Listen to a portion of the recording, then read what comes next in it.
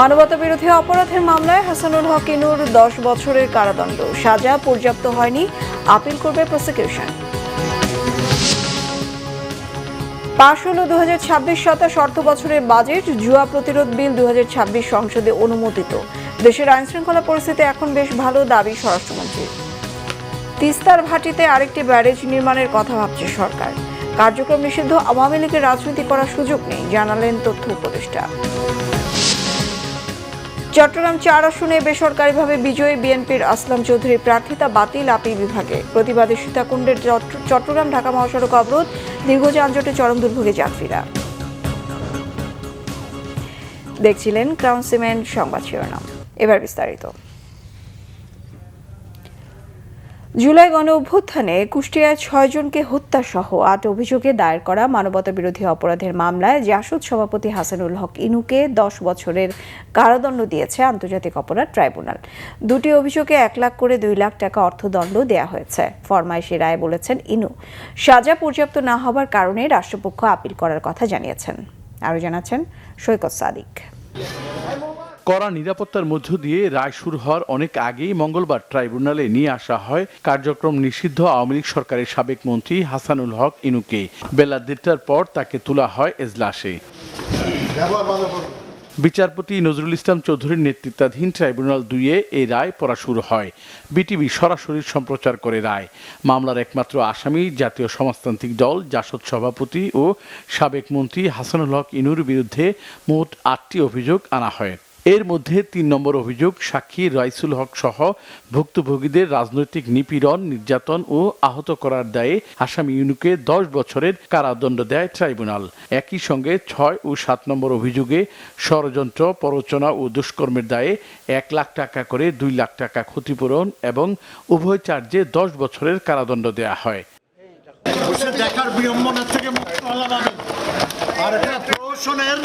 এই রায় যথার্থ হয়নি বলে দাবি করেন রাষ্ট্রপক্ষের আইনজীবীরা। রায়ের বিরুদ্ধে আপিল করার কথাও জানান তারা। চার্জ নম্বর 3, চার্জ নম্বর 6 এবং চার্জ নম্বর 7 প্রসিকিউশন প্রমাণ করতে সক্ষম হয়েছে, আর বাকিগুলো চার্জের বিষয়ে বলেছে যে সেগুলি প্রমাণিত হয়নি। ট্রাইব্যুনাল আজকে যে সাজাটা দিয়েছে এইটা একেবারেই তাদের স্বেচ্ছামূলক। আমার মনে হয় যে তারা যথাযথভাবে সাক্ষীর সাক্ষ্য পর্যালোচনা করতে ব্যর্থ হয়েছেন। আমরা এই রায়ে মোটেই সন্তুষ্ট নই। অন্যদিকে রায়কে প্রহসনের রায় বলে মন্তব্য করেছেন ইনুর স্ত্রী ও তার পক্ষের আইনজীবীরা। আমরা মনে করি তিনি কোনোভাবেই এই মামলায় দোষী সাব্যস্ত হওয়ার মতো কোনো বিষয়বস্তু এখানে ছিল না। আমরা বেকসুর খালাস প্রত্যাশা করেছিলাম, কিন্তু তা না করে ট্রাইব্যুনাল তাকে 10 বছর সাজা প্রদান করেছেন। এটাতে আমরা সংক্ষুব্ধ। ট্রাইব্যুনাল যে রায় দিয়েছে সেই রায়ে আমরা অসন্তুষ্ট, সংক্ষুব্ধ। ইনুর বিরুদ্ধে এই রায়ের মাধ্যমে জুলাই অভ্যুত্থানের 6 মামলার রায় দিলেও ট্রাইব্যুনাল।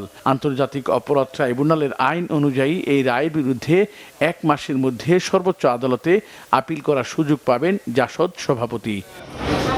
সৈকত সাদিক, বাংলা ভিশন, ঢাকা।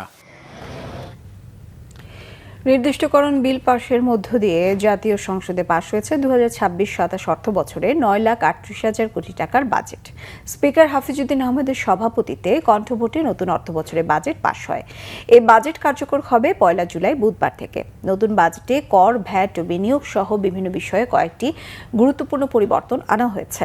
অধিবেশনে মঞ্জুরি দাবির প্রেক্ষিতে ছাঁটাই প্রস্তাবের উপর আলোচনায় অংশ নেন সংশ্লিষ্ট মন্ত্রীরা। মঞ্জুরি দাবির বিরোধিতা করে সংসদ সদস্য রুমিন ফারহানা জানান, এপ্রিল মাসে 605 জন খুন হয়েছেন। দেশে প্রতিদিন গড়ে 10 জন খুন হচ্ছেন। এ অবস্থায় বাজেটের সব অর্থ স্বরাষ্ট্র মন্ত্রণালয়কে দেয়া হলেও তারা সফল হতে পারবেন না। জবাবে স্বরাষ্ট্রমন্ত্রী জানান, দেশের আইন শৃঙ্খলা পরিস্থিতি এখন বেশ ভালো। মাদকদ্রব্য নিয়ন্ত্রণ ও জুয়া নিয়ন্ত্রণ আইনও জোরালো হচ্ছে। অপরাধী ধরার ক্ষেত্রে রাজনৈতিক পরিচয়কে প্রাধান্য দেওয়া হচ্ছে না বলেও জানান স্বরাষ্ট্রমন্ত্রী। তবে সংসদের সময় সংরক্ষণের জন্য ছাঁটাই প্রস্তাবের উপর আলোচনা না করার বিষয়ে মত দেন বিরোধী দলীয় নেতা। পরে মন্ত্রণালয় ভিত্তিক বরাদ্দ কণ্ঠভোটে জাতীয় সংসদে পাশ হয়। এদিকে জুয়া ও বেটিং বন্ধে পাবলিক গ্যাম্বলিং অ্যাক্ট রহিত করে জুয়া প্রতিরোধ বিল 2026 সংসদে উপস্থাপন করেন স্বরাষ্ট্রমন্ত্রী। পরে সর্বসম্মতিক্রমে বিলটি পাশ হয়। এর আগে সোমবার কয়েকটি সংশোধনী সহ অর্থ বিল সংসদে পাশ করা হয়। আমির খসরু মাহমুদ চৌধুরী অর্থমন্ত্রী প্রস্তাব করছি যে 2027 সনের 30 জুন তারিখে সমাপ্য অর্থবৎসরের কার্যাদি নির্বাহের জন্য সংযুক্ত তহবিল হতে অর্থ প্রদান ও নির্দিষ্টকরণের কর্তৃত্ব প্রদানের উদ্দেশ্যে আনিত বিলটি নির্দিষ্টকরণ বিল 2026 সংসদে অবিলম্বে বিবেচনার জন্য গ্রহণ করা হোক। আপনাকে ধন্যবাদ। সংসদের সামনে প্রশ্ন হচ্ছে নির্দিষ্টকরণ বিল 2026 অবিলম্বে বিবেচনার জন্য গ্রহণ করা হোক। যারা এই প্রস্তাবের পক্ষে আছেন তারা হ্যাঁ বলুন, যারা এই প্রস্তাবের বিপক্ষে আছেন তারা না বলুন। আমার মনে হয় হ্যাঁ জয়যুক্ত হয়েছে, হ্যাঁ জয়যুক্ত হয়েছে, হ্যাঁ জয়যুক্ত হয়েছে। অতএব নির্দিষ্টকরণ বিল 2026 অবিলম্বে বিবেচনার জন্য গৃহীত হলো। আওয়ামী লীগের কর্মসূচি যতদিন নিষিদ্ধ আছে ততদিন তাদের কোনো নামেই রাজনীতি করার কোনো সুযোগ নেই বলে জানিয়েছেন প্রধানমন্ত্রীর তথ্য উপদেষ্টা ডাক্তার জাহিদুর রহমান। সচিবালয়ে সরকারের কার্যক্রম নিয়ে সাপ্তাহিক ব্রিফিংয়ে তিনি এমন মন্তব্য করেন। প্রধানমন্ত্রীর তথ্য উপদেষ্টা বলেন, যতদিন পর্যন্ত আদালতে বিচার কাজ সম্পন্ন করে আওয়ামী লীগের উপর নিষেধাজ্ঞা থাকবে কি থাকবে না সে সিদ্ধান্ত না আসে ততদিন পর্যন্ত তারা কার্যক্রম পরিচালনা করতে পারবে না। এ সময় সাংবাদিকদের প্রশ্নের জবাবে তিনি আরও বলেন, শেখ হাসিনার বক্তব্য প্রচারে নিষেধাজ্ঞা থাকলেও কোনো গণমাধ্যম তা মানছেন না। গণমাধ্যমগুলোকে আইনের প্রতি শ্রদ্ধাশীল হতে হবে বলেও আহ্বান জানান প্রধানমন্ত্রী তথ্য উপদেষ্টা। এ সময় তিনি আরও জানান, ভারত সীমান্তে 165টি এবং মিয়ানমার সীমান্তে 15টি পুশিন ঠেকিয়েছে বিজিবি। জানান, দ্রুতই তিস্তা ব্যারেজ তৈরির জন্য নতুন করে উদ্যোগ নেওয়া হবে। চীনের কারিগরি সহায়তা নেওয়া হবে, তবে চীন অর্থায়ন চীন করবে নাকি বাংলাদেশ ও চীন যৌথ উদ্যোগে করবে তা পরে সিদ্ধান্ত নেওয়া হবে। শেখ হাসিনার বক্তব্য প্রচার করা বাংলাদেশে একদম সরাসরি নিষেধ আছে, শুধু দণ্ডপ্রাপ্ত বলে না, তার বক্তব্য প্রচার করা যাবে না এরকম আদালতের নিষেধাজ্ঞা আছে এবং আমাদের অনেক মিডিয়া এই কাজটা করছে। তার মানে হচ্ছে তারা আদালতের নিষেধাজ্ঞা নির্দেশনা মানছেন না, এটা ফ্যাক্ট। সরকার এটার ব্যাপারে তার মানে তথ্য মন্ত্রণালয়, যেহেতু এই মিডিয়াগুলো তথ্য মন্ত্রণালয়ের অধীনে আছে, আমরা প্রাথমিকভাবে এই আহ্বান জানাই, এটা ইনফ্যাক্ট আমরা ফর্মালিও জানাবো, এটা নিয়ে কথা হয়েছে, তারা যেন এই কাজটা না করেন। আমরা এটা নিয়ে খুবই কঠোর কোনো অবস্থান নিচ্ছি তা না, কিন্তু এটা আবার স্মরণ করিয়ে দিতে চাই এবং আমি মনে করি যে আমাদের মিডিয়াগুলো আইনের প্রতি শ্রদ্ধাবোধ করবে, শ্রদ্ধা দেখাবেন এবং তারা এই জিনিসটা থেকে বিরত থাকবেন। ঋণখেলাপি হওয়া চট্টগ্রাম 4 আসনে ত্রয়োদশ জাতীয় সংসদ নির্বাচনে বেসরকারিভাবে বিজয়ী বিএনপি নেতা আসলাম চৌধুরীর প্রার্থিতা বাতিল করেছেন আপিল বিভাগ। এর ফলে তিনি সংসদ সদস্য হিসেবে শপথ নিতে পারছেন না। সকালে প্রধান বিচারপতির নেতৃত্বাধীন 4 বিচারপতির আপিল বেঞ্চে রায় ঘোষণা করেন। এর আগে গত 15 জুন শুনানি শেষে রায়ের জন্য 30 জুন দিন ধার্য করেছিল আদালত। ত্রয়োদশ জাতীয় সংসদ নির্বাচনে চট্টগ্রাম 4 আসনে বেসরকারিভাবে নির্বাচিত বিএনপির প্রার্থী আসলাম চৌধুরীর প্রার্থিতা নিয়ে আপিল শুনানিতে অ্যামিকাস কিউরির মতামত দিতে 2 জন জ্যেষ্ঠ আইনজীবীকে মনোনয়ন দেন আপিল বিভাগ। গত 9 জুন আসলাম চৌধুরীর মনোনয়নপত্র বৈধ ঘোষণার বিরুদ্ধে করা আপিল আবেদনের উপর শুনানি শুরু হয়। গত 3রা জানুয়ারি সংশ্লিষ্ট রিটার্নিং কর্মকর্তা আসলাম চৌধুরীর মনোনয়নপত্র বাছাই শেষে বৈধ ঘোষণা করেন। তবে তার বিরুদ্ধে ঋণ খেলাপির অভিযোগ এনে নির্বাচন কমিশনে আপিল করেন জামায়াতের প্রার্থী আনোয়ার সিদ্দিকী এবং সংশ্লিষ্ট ব্যাংক। শুনানি শেষে গত 18 জানুয়ারি নির্বাচন কমিশন ওই আপিল খারিজ করে দিলে আসলাম চৌধুরীর প্রার্থিতা বহাল থাকে। ইসির এই সিদ্ধান্তের বৈধতা চ্যালেঞ্জ করে হাইকোর্টে পৃথক রিট আবেদন করে অভিযোগকারী পক্ষ। এদিকে চট্টগ্রাম 4 আসনে বেসরকারিভাবে বিজয়ী বিএনপি নেতা আসলাম চৌধুরীর প্রার্থিতা বাতিলের প্রতিবাদে সীতাকুণ্ডে চট্টগ্রাম ঢাকা মহাসড়ক অবরোধ করে বিক্ষোভ করেছেন তার কর্মী সমর্থকরা। এতে মহাসড়কে দীর্ঘ যানজট সৃষ্টি হয়, চরম দুর্ভোগে পড়েন যাত্রীরা। ত্রয়োদশ জাতীয় সংসদ নির্বাচনে মনোনয়ন পেয়ে বিজয়ী হলেও ঋণ খেলাপির অভিযোগে আসলাম চৌধুরীর প্রার্থিতা বাতিল করা হয়। এর পরপরই তার কর্মী সমর্থকরা সীতাকুণ্ডে চট্টগ্রাম ঢাকা মহাসড়ক অবরোধ করে রাখে। ছোট দারোগারহাট এলাকায়ও তার অনুসারীরা মহাসড়ক অবরোধ করে। এ সময় তারা মহাসড়কের পাশের সব গাছ কেটে দেয়। বিভিন্ন স্থানে গাছের গুঁড়ি সড়কের উপর ফেলে অবরোধ সৃষ্টি করে। এতে ঢাকা চট্টগ্রাম মহাসড়কের এক পাশে যান চলাচল বন্ধ হয়ে যায় এবং দীর্ঘ যানজটের সৃষ্টি হয়। ভোগান্তিতে পড়েন শত শত যাত্রী। বর্তমানে পরিস্থিতি পুলিশের নিয়ন্ত্রণে রয়েছে, তবে এলাকা জুড়ে থমথমে পরিস্থিতি বিরাজ করছে। গণভোটের রায় বাস্তবায়ন সহ ফ্যাসিবাদের বিচার ও ওসমান বিন হাদি হত্যার বিচারের দাবিতে আগামী 1 জুলাই থেকে 5 আগস্ট পর্যন্ত ঢাকা সহ সারা দেশে গণমিছিল সভা সমাবেশ করবে জামায়াত ইসলামী। জুলাই গণঅভ্যুত্থানের 2য় বার্ষিক উদযাপন ও কর্মসূচি ঘোষণা উপলক্ষে মঙ্গলবার জাতীয় প্রেস ক্লাবের সংবাদ সম্মেলনে কর্মসূচির ঘোষণা দেন জামায়াত ইসলামের সেক্রেটারি জেনারেল মিয়া গোলাম পারওয়ার।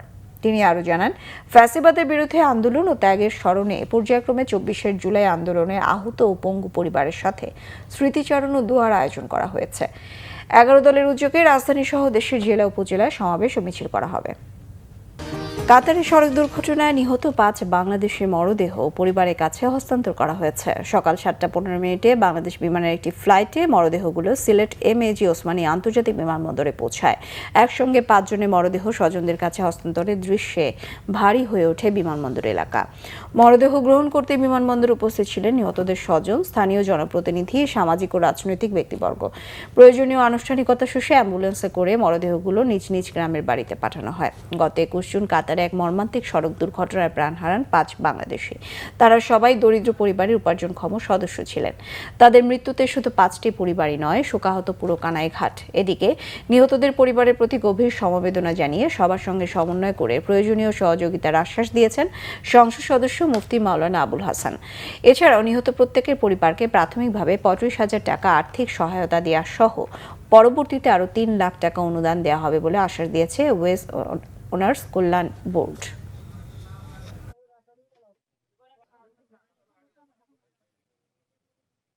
এই 5টা পরিবার অত্যন্ত মর্মাহত। আগের গিয়া খুব অসুবিধা অসহায়, আর এখন তো আরো বেশি অসহায় হয়ে গেছে। আমরা 5 ভাই বোন,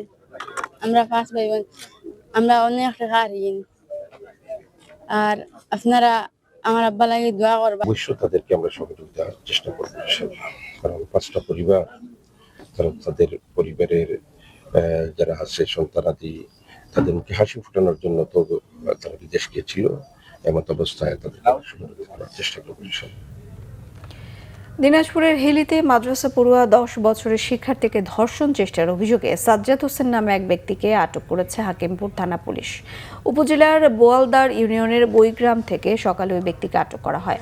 অভিযুক্ত সাজ্জাদ হোসেন ওই গ্রামের মৃত আব্দুর রহমানের ছেলে। পুলিশ জানায়, গেল 28 জুন মাদ্রাসা থেকে দুপুরে বাড়ি ফেরার পথে খাবার খাওয়ানোর কথা বলে মেয়েটিকে বাড়িতে ডেকে নিয়ে যায় সাজ্জাদ। পরে ওই শিক্ষার্থীর শ্লীলতাহানির চেষ্টা করে এবং কথা কাউকে বললে হত্যার হুমকি দেয়। পরে বিষয়টি ওই শিক্ষার্থী তার বান্ধবীকে বললে ঘটনাটি জানাজানি হয় এবং এক পর্যায়ে অভিযুক্তকে কৌশলে বাড়ি ডেকে নিয়ে পুলিশের হাতে তুলে দেয় ভুক্তভোগীর পরিবার। ব্রাহ্মণবাড়িয়া সরাইলে পাওনা টাকা নিয়ে সংঘর্ষে নিহতের ঘটনার জেরে আবারও 2 দল গ্রামবাসী সংঘর্ষে আহত হয়েছে পুলিশ সহ অন্তত 25 জন। উপজেলার কালীকচ্ছ বাজার এলাকায় সূর্যকান্দি ও ধরন্তি গ্রামবাসীর মধ্যে গতকাল বিকেল 5:30 থেকে রাত পর্যন্ত এই সংঘর্ষ চলে। পুলিশ জানায়, সূর্যকান্দি গ্রামের বাসিন্দা মোশাররফ মিয়া পার্শ্ববর্তী ধরন্তি গ্রামের খাদিম মিয়া আলাল ও আশিকের কাছে পাটি বিক্রির 1 লাখ টাকা পাওনা বলে দাবি করেন। খাদিম মিয়া টাকা দিতে অস্বীকৃতি জানালে গত রবিবার রাতে 2 পক্ষের মধ্যে সংঘর্ষে নিহত হন তিনি। পরে গতকাল বিকেলে নিহত খাদিমের জানাজার নামাজের পর আবারও সংঘর্ষে জড়ায় 2 গ্রামের বাসিন্দারা। সংঘর্ষে সরাইল থানার ওসি মঞ্জুর কাদের ভুইয়ার চোখে ঢিল লাগলে আহত হন তিনি। আহতদের চিকিৎসা চলছে স্থানীয় হাসপাতালে। চট্টগ্রামে কর্ণফুলী নদীর নেভাল একাডেমির বিপরীতে পাথর বোঝাই MV বে হারবার 2 নামের একটি লাইটার জাহাজ ডুবে গেছে। উদ্ধার করা হয়েছে 12 স্টাফকে। চট্টগ্রাম বন্দরের chief personal officer Mohammad Nasir Uddin জানান, ভোর 5:30টার দিকে নেভাল একাডেমির বিপরীতে ট্রেনিং ওয়ালের পাশে MV বে হারবার 2 নামের লাইটার জাহাজ আংশিক ডুবে যায়। তবে বন্দর চ্যানেলে জাহাজ চলাচলে কোনো সমস্যা হচ্ছে না। কোস্টগার্ডের জনসংযোগ শাখা জানায়, লাইটার জাহাজটি ডুবে যাওয়ার খবর পেয়ে কোস্টগার্ডের সদস্যরা অভিযান শুরু করেন। তাৎক্ষণিকভাবে 8 জনকে এবং পরে 4 জনকে জীবিত উদ্ধার করা হয়। বন্দরের রেডিও কন্ট্রোল জানায়, লাইটার জাহাজটি বে হারবার লিমিটেডের। জাহাজটিতে পাথর বোঝাই করা ছিল। দুর্ঘটনার পর জাহাজটি উদ্ধারে মালিকপক্ষ চেষ্টা করছে বলে জানিয়েছে বন্দর কর্তৃপক্ষ। এবার সারা দেশে আরো কিছু খবর নিয়ে দেখুন একটি ডেস্ক রিপোর্ট। জলাবদ্ধতা নিরসন ও মশক নিধনকে গুরুত্ব দিয়ে চট্টগ্রাম সিটি কর্পোরেশনের 2026-27 অর্থ বছরের জন্য 2260 কোটি টাকার বাজেট ঘোষণা করা হয়েছে। মহানগরীর থিয়েটার ইনস্টিটিউট মিলনায়তনে বাজেট ঘোষণা করেন city mayor doctor Shahadat Hossain. একই সাথে 2025-26 অর্থ বছরের সংশোধিত বাজেটও ঘোষণা করেন মেয়র। এবারের জাতীয় বাজেট গরিব দুঃখীর জন্য গণমুখী বলে মন্তব্য করেছেন বিএনপির কেন্দ্রীয় নির্বাহী কমিটির স্বেচ্ছাসেবক বিষয়ক সম্পাদক মীর শরফত আলী সপু। মুন্সিগঞ্জের দামলায় দুস্থদের মাঝে প্রধানমন্ত্রীর দপ্তর থেকে বরাদ্দকৃত চেক বিতরণের সময় তিনি একথা বলেন। পরে দামলা সরকারি প্রাথমিক বিদ্যালয় প্রাঙ্গণে গাছ লাগান তিনি। ঝালকাঠির রাজাপুরের ছোট কৈতব্যখালী খাল পুনঃখনন প্রকল্পের কাজ পরিদর্শন করেছেন জেলা প্রশাসক ও জেলা ম্যাজিস্ট্রেট মোহাম্মদ মমিন উদ্দিন। এ সময় তিনি প্রকল্পের অগ্রগতি ও কাজের মান পর্যালোচনা করে সংশ্লিষ্টদের প্রয়োজনীয় দিক নির্দেশনা দেন। 28 জুন থেকে বাংলাদেশিদের জন্য ভারতের ট্যুরিস্ট ভিসা চালু হওয়ার খবরে যাত্রী সেবায় নানা প্রস্তুতি নিয়েছে হিলি ইমিগ্রেশন কর্তৃপক্ষ। ইমিগ্রেশন ওসি আরিফ হোসেন জানিয়েছেন, ইমিগ্রেশনে লোকবল বাড়ানো হচ্ছে। এছাড়া জরাজীর্ণ ভবন সংস্কার ও নতুন ডেস্ক বসানো হয়েছে। সাঁওতাল বিদ্রোহের 171তম বার্ষিকী উপলক্ষে গাইবান্ধায় বিক্ষোভ র্যালি ও গণসমাবেশ হয়েছে। সাহেবগঞ্জ বাগদা ফার্ম ভূমি উদ্ধার সংগ্রাম কমিটি এর আয়োজন করে। সাহেবগঞ্জ বাগদা ফার্ম এলাকায় গণসমাবেশে সভাপতিত্ব করেন কমিটির সভাপতি সুফল হেমব্রম।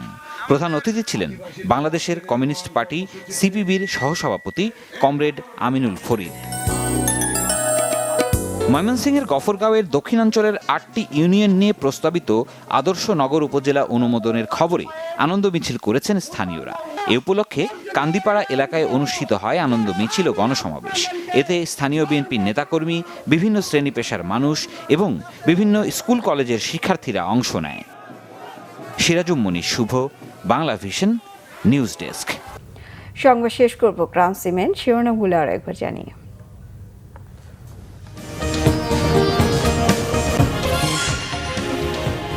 মানবতা বিরোধী অপরাধের মামলায় হাসানুল হক ইনুর 10 বছরের কারাদণ্ড, সাজা পর্যাপ্ত হয়নি, আপিল করবে প্রসিকিউশন। পাশ হলো 2026-27 অর্থ বছরের বাজেট, জুয়া প্রতিরোধ বিল 2026 সংসদে অনুমোদিত। দেশের আইন শৃঙ্খলা পরিস্থিতি এখন বেশ ভালো, দাবি স্বরাষ্ট্রমন্ত্রী। তিস্তার ভাটিতে আরেকটি ব্যারেজ নির্মাণের কথা ভাবছে সরকার, কার্যক্রম নিষিদ্ধ, আওয়ামী লীগের রাজনীতি করার সুযোগ নেই, জানালেন তথ্য উপদেষ্টা। চট্টগ্রাম 4 আসনে বেসরকারিভাবে বিজয়ী বিএনপির আসলাম চৌধুরীর প্রার্থিতা বাতিল আপিল বিভাগে। প্রতিবাদে সীতাকুণ্ডের চট্টগ্রাম ঢাকা মহাসড়ক অবরোধ, দীর্ঘ যানজটে চরম দুর্ভোগে যাত্রীরা। এই ছিল এখনকার মতো। পরের সংবাদ সন্ধ্যা 7:30টায় দেখার আমন্ত্রণ রইল। এছাড়া বাংলা ভিশন সংবাদ ও সংবাদ সংশ্লিষ্ট অনুষ্ঠান দেখতে ভিজিট করুন www.bbnews24.com ও facebook.com/banglavisionnews। সাবস্ক্রাইব করুন youtube.com/banglavisionnews। সঙ্গে থাকায় ধন্যবাদ।